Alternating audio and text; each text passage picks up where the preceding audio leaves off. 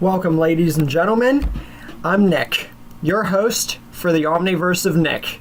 And even though I didn't say last time about it being a semi-final part, mainly because I didn't think it would be the finale this time, we're at the finale to Tatum Riley's story, or Tatum's Survival, the finale. Before we begin, be sure as always to smash the like button, subscribe to the Omniverse of Nick channel, and share and comment your favorite part or parts of ongoing or past stories, as well as future recommendations for what-ifs and general discussion.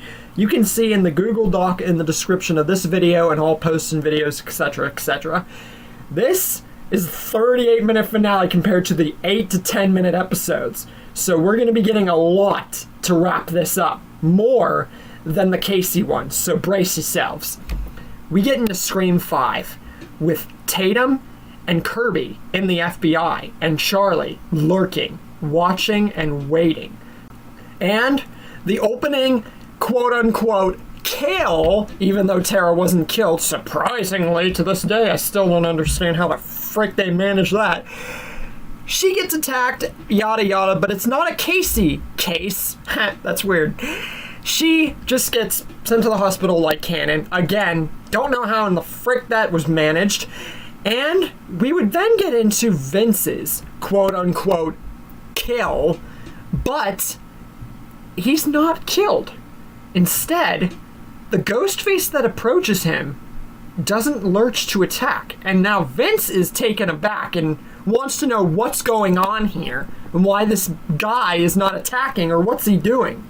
But the ghost face speaks to him, saying that, why would I kill you?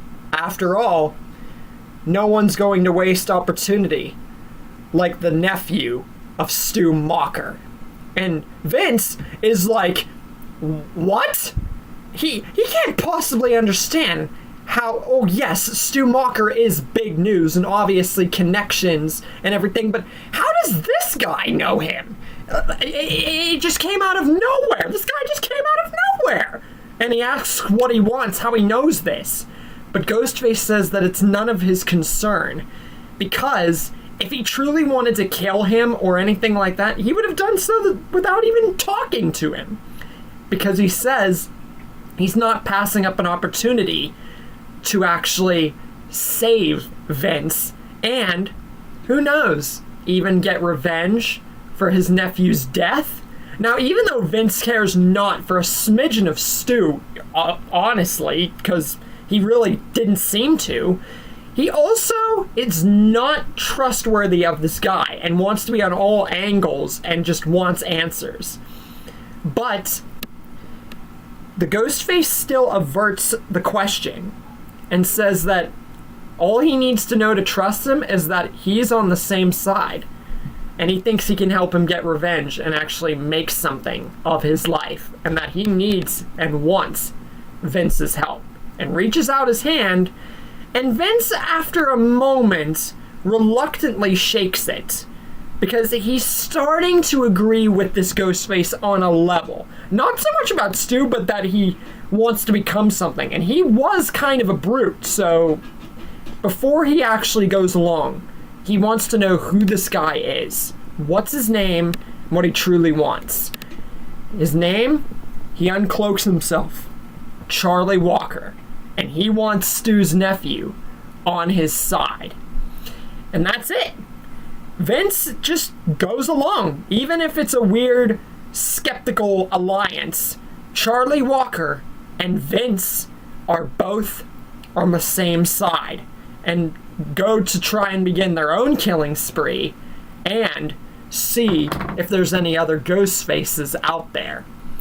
And there is. The ghost face that attacks Sam and leads her to tell Tara about Billy Loomis and all that stuff. We would then get into Dewey and Sam and Richie going to his house to convince him to help, yada yada yada. And Dewey contacts Kirby and Tatum, who he has not talked to for a very, very long time. But considering that they would not be too extremely far from Woodsboro, still part of the FBI and growing their lives, they would be more than happy to come to the call of Dewey. And Dewey is very happy to see Tatum again. And Tatum the same. It's been a very long time. The longest that she's spent without seeing her brother. And honestly, since the FBI has changed her life in another pattern and another chapter in her life, she's honestly surprised at what she sees of Dewey. Not only did Dewey and Gail actually make something of their relationship, but now they are no longer together. Kenny was apparently fired, because honestly I didn't really know another place to put Kenny's character. And now Dewey's just by his lonesome. After that, Tatum just acknowledges the fact that Dewey was still able to make something of his life, and he's still here. He's alive. And she's just very anxious to get Sydney and everyone back to see what they're up against this time. Sydney, of course, gets the call from Dewey. And then Dewey would go on to text to Gail.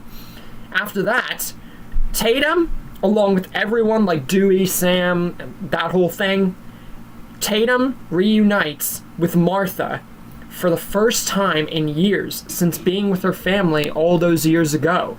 And now, Chad and Mindy, they're all grown up.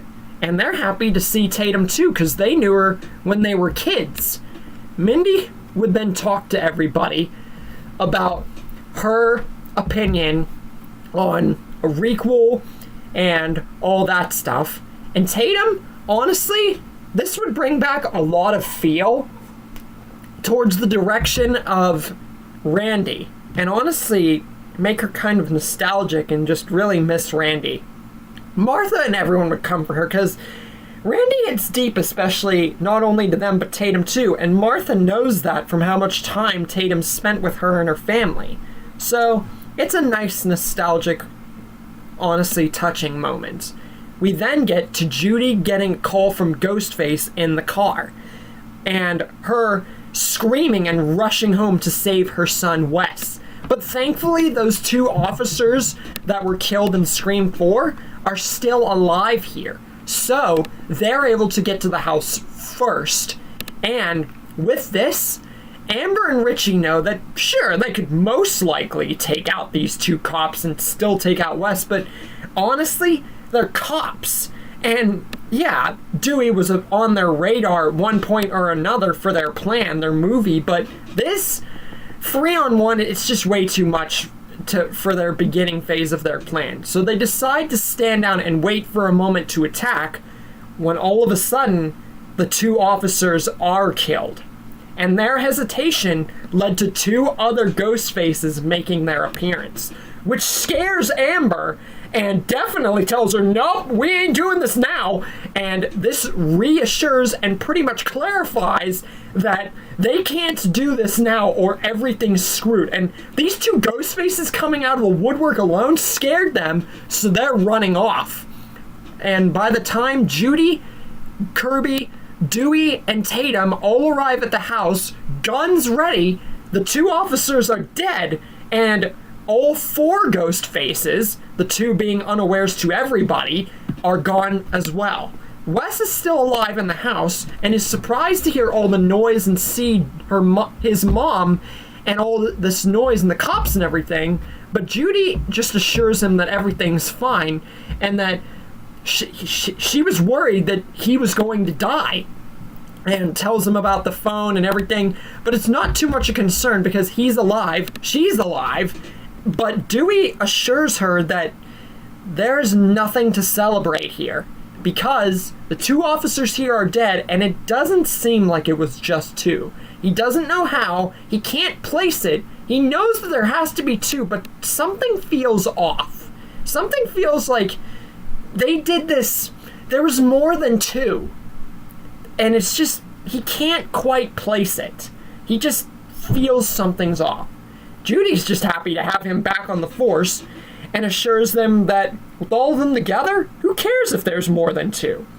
Dewey's just like, yeah, you're right. Tatum agrees too, but she'd feel much better if Sydney and anyone else is here to make them feel more assured that they're going to get through this. Gale reunites with Dewey, being the extra hand and help, and they reunite and talk and everything, while Amber and Richie discuss what in the absolute flip just happened. Those two ghost faces, they didn't know them. They didn't have anyone else being with them. Heck, Richie doesn't even know if it's his family. But Amber, even though they both know that this is a massive pull down on their plan and everything, Amber assures Richie that she knows that he can do this. And she's basically trying to, like, rev him up, because Amber was the pure energy of Scream 5. So, with all her convincing and love and all that stuff, she manages to put Richie in the case of not being afraid of these two ghost faces, and this makes him pluck up courage. And he says that no matter what, they're going to do their movie. He's going to get his ending. And whether or not these two ghost faces are friendly and work with them, or enemies or not, they will not let it deter them. And sure enough, they end up at the hospital where Richie fakes the whole fight with Ghostface, while Tara, injured, just helplessly watches and tries to escape. Then Dewey and Sam show up in the elevator with the whole ruse to shoot Ghostface. But they're not alone. Kirby and Tatum are along for the ride, but unfortunately, they don't get in the elevator with Dewey and Sam before it shuts, which gives the other two ghost faces, who are unknown to everybody, time to not only stab Kirby and put her to the ground, but stab Tatum straight in the back, while Kirby is left pinned by the other ghost face. And while that's going on, Dewey fights the ghost face up top, while Sam, Tara, and Richie, faking the act, watch helplessly. And then Dewey is stabbed in the chest. But just before both ghost faces could finish Dewey like they did in canon, and try to finish off Tatum, something awesome happens. We get an awesome sibling work together awesome moment where Dewey and Tatum draw their guns, surprising both the ghost faces, shooting them several times in the chest simultaneously. It'd be like a split screen, cool cinematic moment, and then elbowing them to put them to the ground. So just imagine getting shot multiple times in the chest and then just getting decked straight in the face. But there's still the matter of the ghost face down below where Tatum is. So Tatum still has to fight that ghost face off, which she manages to now that she's all revved up, and the ghost face is unmasked to reveal Charlie. Charlie Walker stands before Tatum and Kirby, who's on the ground, and Tatum actually knows who Charlie is because she was in his class and at the barn. She's frightened and what? Meanwhile, Dewey takes care of his ghost face by grabbing the ghost face and chucking him through one of the hospital room windows, like one of the displays that was there in that area. And with this, and Ghostface incapacitated, Dewey, Sam, and Tara and Richie all make it down to where Tatum and Kirby are, and by that point, the two ghost faces have escaped. And Tatum lets Dewey know what she just witnessed. And Sam is confused because they still don't know who the other two are, who the other two ghost faces are, but somehow Tatum knows this one, and Richie is confused too, but he's more or less faking it like he did, and he's also trying to get over the fact that Amber might be dead and that this other ghost face, they know. And what's that say about that third one? And this is honestly starting to concern and scare Richie and actually make him doubt himself and the movie and the ending and all that, and wondering if Amber's up there okay. So once he gets a moment, he slinks away. And even though Dewey's skeptical, honestly, I think that Richie would make some kind of clever excuse or just slink away real quick and then be back before they would even notice, because they'd be too busy talking about Charlie. After that, Dewey says that it's now more vital than ever that they get everyone together and talk about this, especially to recover from their injuries. Sydney arrives and is glad to see that Dewey and Tatum, everyone is okay, and is just frankly glad to reunite with all of them, because it's been a long time. And being with her friend and Dewey and even Gail and everything, she's just happy to see them all. And this would be another example of the amazing friendship that Sydney and Tatum have built throughout this entire story. And by Scream 5, it's like, it would be the best friendship that you would ever see in Scream. Even better than the ones we got, pretty much. And Gail is happy to see that Dewey is alive because she was worried. She was honestly scared that he was dead. And he almost was. But Tatum, she even reassures Gail that ain't getting rid of her and her brother that easy. And it actually makes her actually have a heart-to-heart conversation with Gail, knowing that they actually had something and that Dewey was happy and everything like that.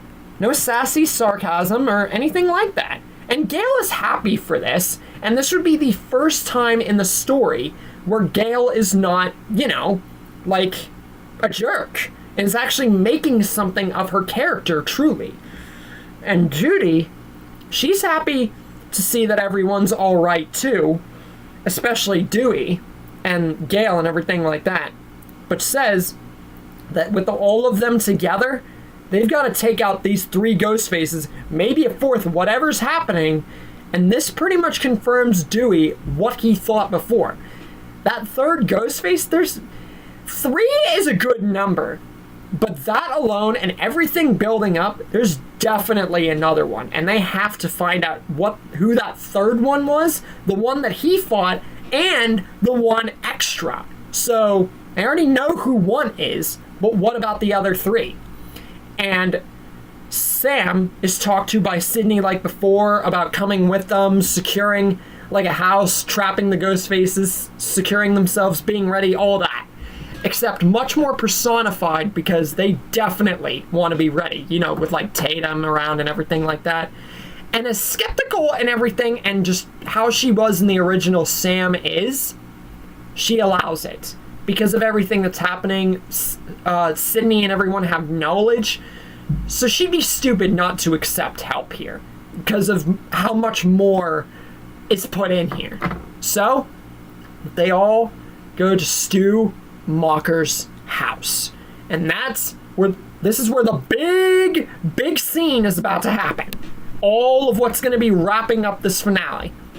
Amber and Richie are there. Amber's alive, and they're both talking and trying to hype themselves up and, keep themselves en route to their whole plan when Ghostface encounters them, the 2 of them. And by this point, Amber is angry. She almost died. And she wants to know who these 2 are now and why they keep messing with their plans. Vince unmasks himself and reveals himself to Amber and Richie. And the 2 of them are surprised by this because Vince was on their radar and they didn't even know what happened to him. He just vanished. And then Charlie unmasks himself. But since Richie would know about this, and even though they didn't see it, they both would know who the other one was. They just wouldn't have met him yet. And now they are. Charlie says that it's best for them to stand down. They're not here to fight. And Amber's like, why should we trust you? You 2 could be doing your own killing spree for all we know. We never wanted any extra help. And I almost died. And she basically says to stop messing with their movie. This is their movie alone. But Charlie says if this was their movie, they would have won already. And he thinks that they need his and Vince's help. That's why he's here. And he has not waited all this time for fame and the idea of fixing the horror franchise. just to not team up with like-minded people who think the same exact way. And honestly, with all four of them working together, it doesn't matter if it's Sidney Prescott and Dewey and Tatum and all of them. They will actually be able to make something of what they want their movie to be. With Charlie and Vince's help, of course. But Amber's still very untrustworthy of this whole thing. And Richie says that why should they need their help? This is their movie and they want to be the ones who do this. So what if they think just like them? If they really needed extra help, Richie would have just gotten his family involved, if anything. Why should they want their help? Vince says that it doesn't matter. He came along not because of revenge or anything like that, but because he wants it for himself. And they should too. Charlie agrees, saying that Vince should definitely care about Stu a lot more, because he should have. And this works out for all of them. Not only will they get the finale that they want, but even better.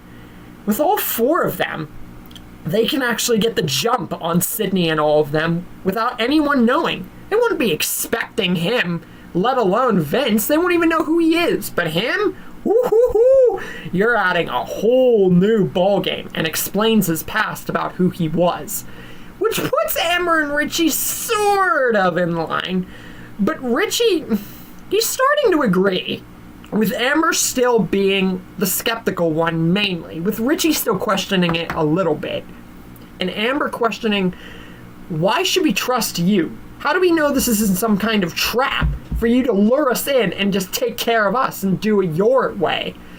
Because Charlie, like he did with Vince, if he really wanted him dead, he would have done that already long before they started this. And they're much better working together than against each other. Because nobody wins if they all fought. And it would honestly just make more bloodshed for them than their enemies. You know, the people that they're trying to kill. Richie agrees, and so does Amber. So, with this, we have a 4 Ghostface tag team effort between Amber and Richie and Vince and Charlie. The first honestly ever canonical event slash like scene where we would get 4 ghost faces, and Scream 6 was a step up for 3. So think about it, 4. That's just insane. And they all get ready to ambush everyone in the house and prepare their ultimate finale plan. Now the house isn't no party or memorial for Wes or anything like that. So everyone who is there, even if it were the additional people that were at the party, are all just armed up and ready to shoot the ever-loving crap out of any ghost face. And they pretty much secure themselves all around the house, ready to finish this once and for all, the awesome way. Just then, the lights go out all around the house, and the murders begin. Wes, Liv, Judy is next, and then Dewey. Dewey is killed even more graphically than his canon self. For having lived Amber's original killing, she does not hold an inch back and tears into him limb from limb and part from part. But Tatum, she gets the worst. Tatum gets utterly cut, scraped, gnashed.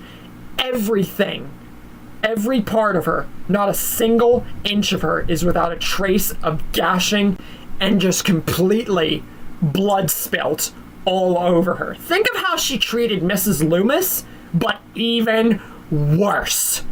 That's what Tatum would get. A much more gruesome death than the garage door.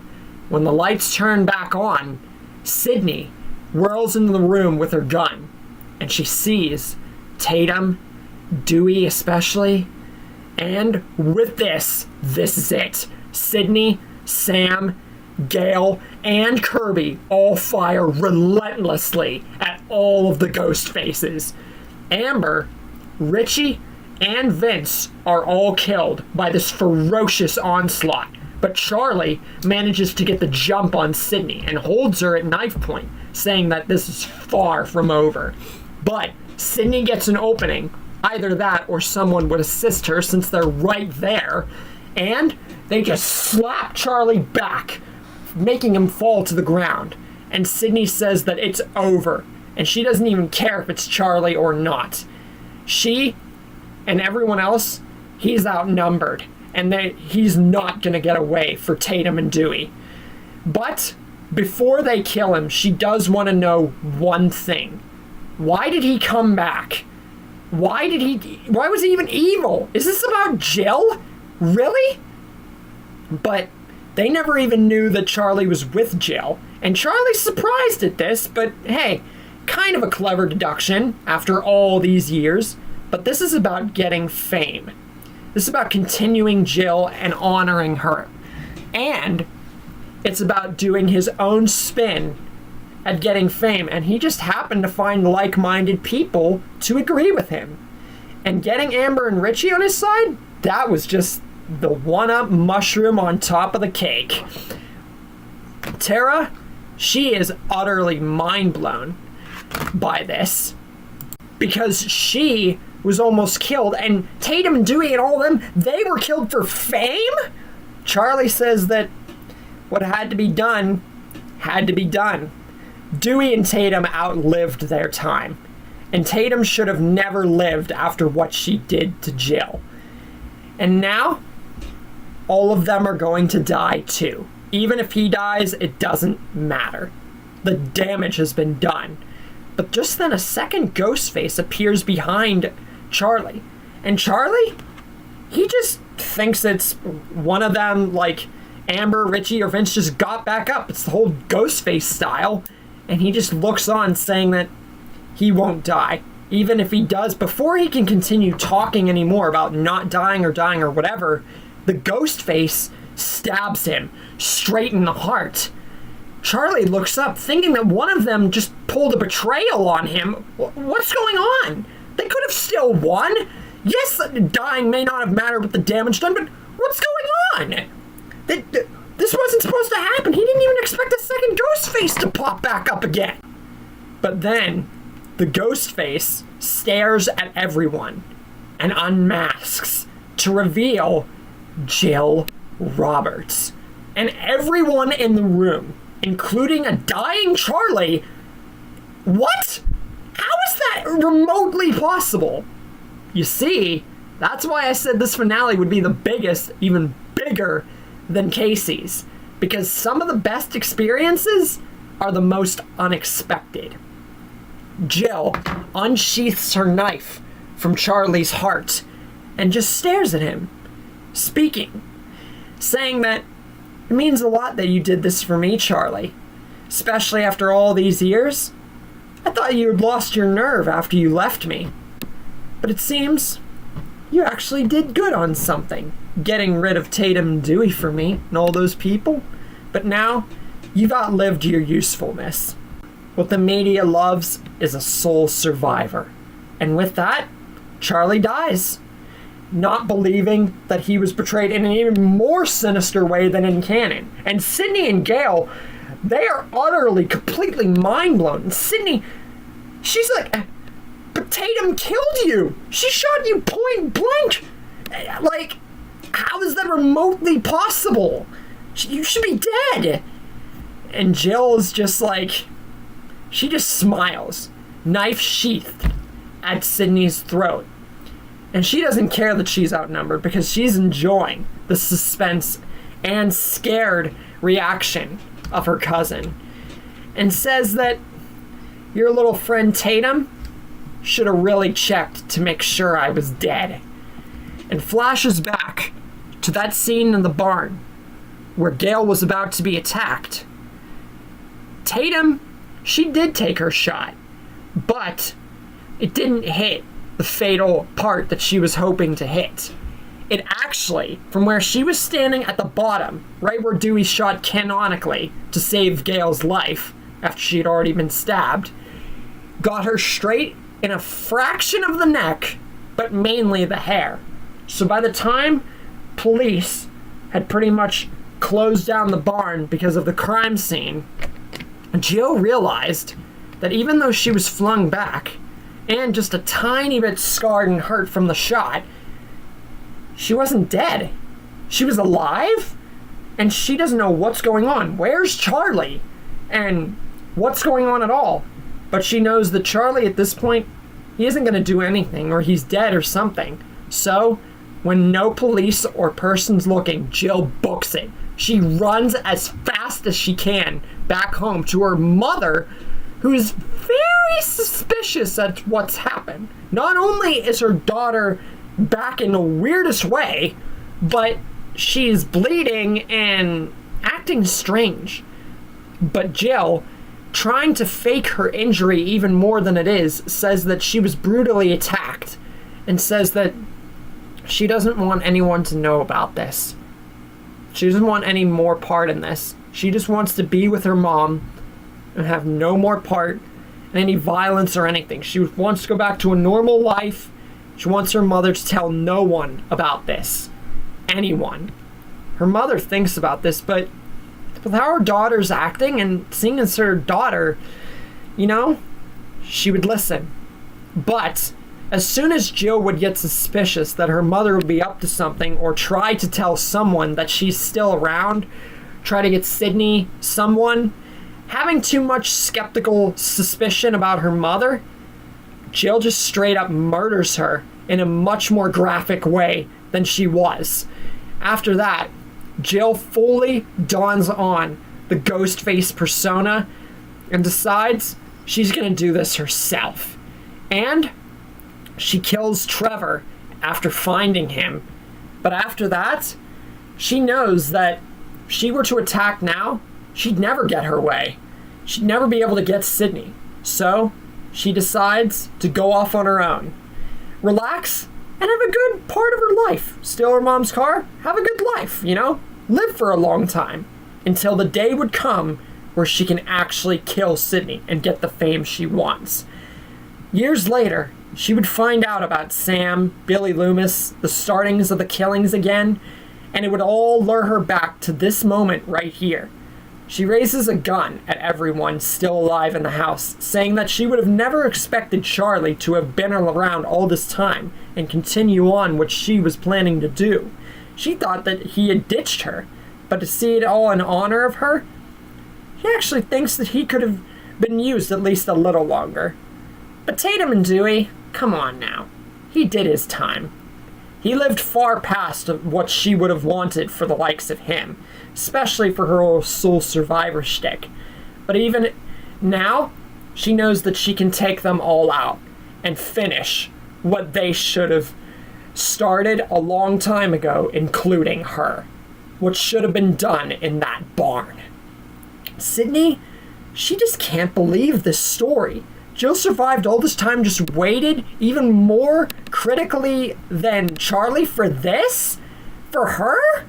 Like this, it's very personal for Sydney, because Roman and Jill were like that, but still says, but she gets cut off by Gail, who just raises her gun, saying that it doesn't matter, Sydney. What matters is she's still outnumbered, and there's no way she's getting away with what's been done to Dewey, to Tatum. You know that as well as I do. But Jill just raises her knife, unscared, and says, "You really think I came here alone, Gail?" And another ghost face appears behind Jill. And at this point, they're just popping out of the freaking woodwork. Sam, Billy Loomis is starting to get into her head, urging her to kill, urging her to stop listening to all this banter, urging her to do something. And finally, Sam has had enough. She snaps. She lunges forward and ruthlessly stabs the ghost face that just walked into the room with almost no fight back, because it's Robbie. Jill lured Robbie into the situation just for fame and cameras and all that. But Robbie was weak, so he would be no kind of match for Sam at all. Then bullets rain from every person in the house that is still around. And with that, Jill Roberts is utterly, completely shot in every single part of her body, including her head multiple times, to ensure that this time, Jill is definitely very, very, very dead. She is not coming back this time. After that, they all have to remember Judy, Dewey, and especially Tatum. They've all died. Especially Tatum. This hits home a lot for how personal these losses are, especially at this point. So what happens now? What happens to the story? Well, nothing. Now everybody get the frick out. Just kidding. But not really.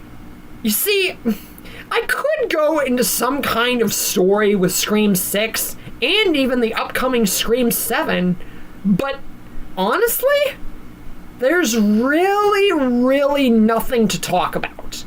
Because like the Casey story, by the Scream 5 point, bringing Jill and Charlie and everything like that, especially bringing Jill back, was the perfect way to end this and Tatum's story in an awesome way, especially since this was the longest episode out of all the series.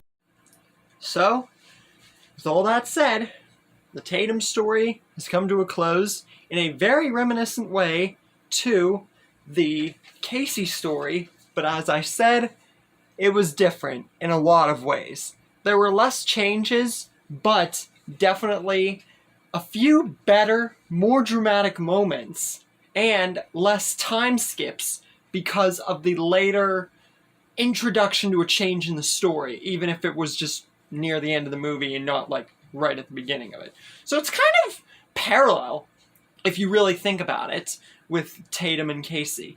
But I truly hope that you guys enjoyed this look into Tatum's character, because I, for one, especially around the Roman and Mickey thing, and then bringing Jill Roberts back from the dead and making Charlie matter, I didn't expect myself to pull that off. And Robbie, that was just honestly, that was a kind of wing it, along with the Jill, but more so with Robbie, because I felt it kind of cool to bring his character to life too, and I wanted to make the finale of Tatum's story better, if not around the same area as the Casey one, because you can't have them all be like the same dramatic flair. You gotta have different kinds of dramatic, even if other people don't think so. But you guys get what I mean.